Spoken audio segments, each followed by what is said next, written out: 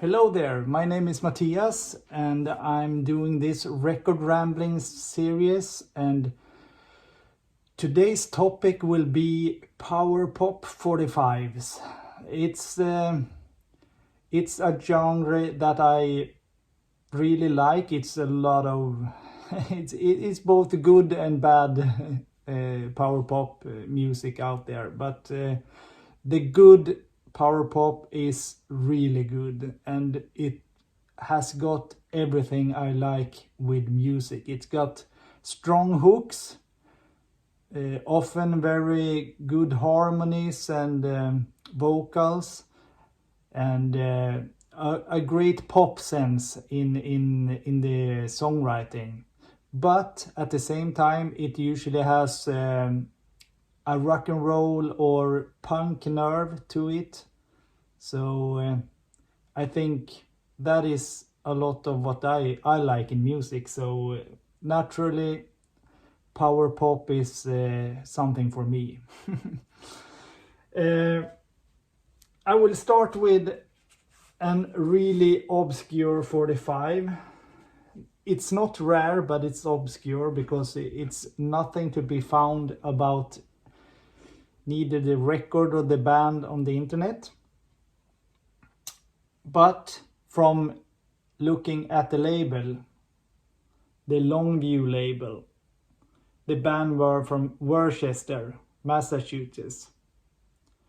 The band is called The Run, and Working Too Hard is the A side. And here's the flip, La O. It's produced by The Run, as it says so on the label. And as I said, I don't know anything about the band, but J.P. Bran is the writer for both sides. So I suppose he or she was in the band. La O is, it's a good pop song, but I think Working Too Hard, the A side, is the really, really good one.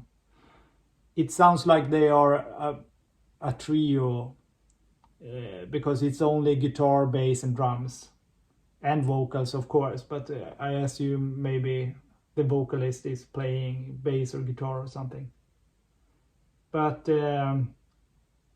really, really great. I will play it later. It was released in 1982. The second 45 I have here is by the Rudies, a New York band.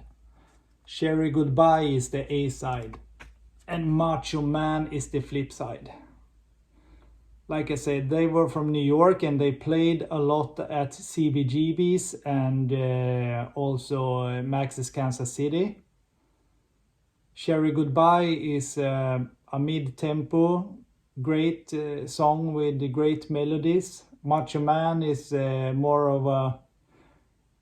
they make fun of Macho Men, I guess. It's a bit ironic in the lyrics, but more up-tempo. Really, really good rocking power pop. Edward Ryan guitar, vocals. John McGuire guitar vocals, Mark Charles bass vocals, and Raz on drums.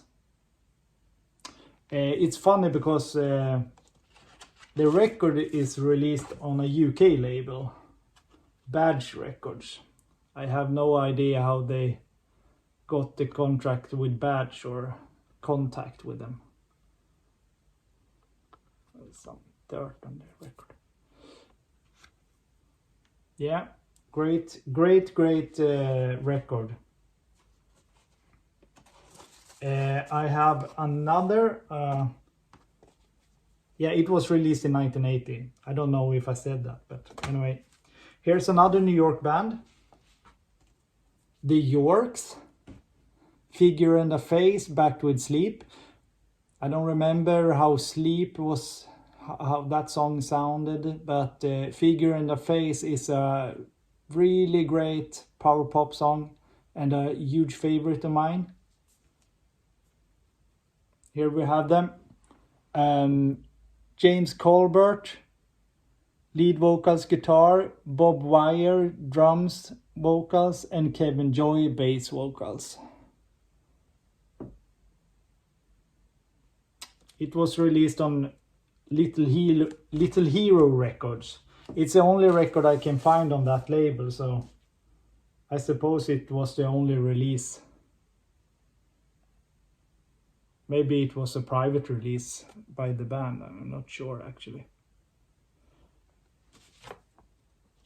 Great power pop out of New York. I have a third New York band and the fourth choice of 45. Screen Test. Inspired humans making noise. That's pretty much how I think about music as well, and do my music. Extended play. It's 4 songs on this one.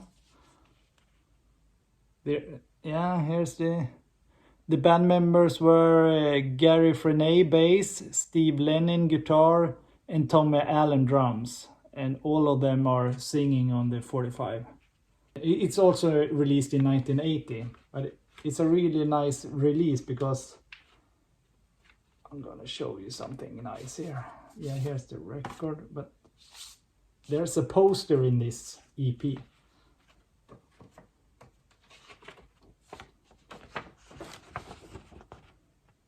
Nice looking guys, sharp dressed.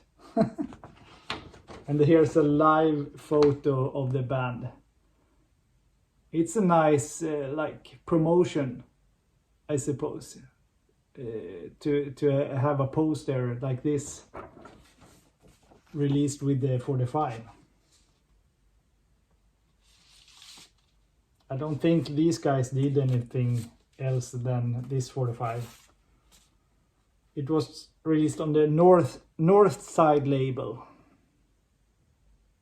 Yeah, 1980 or 81.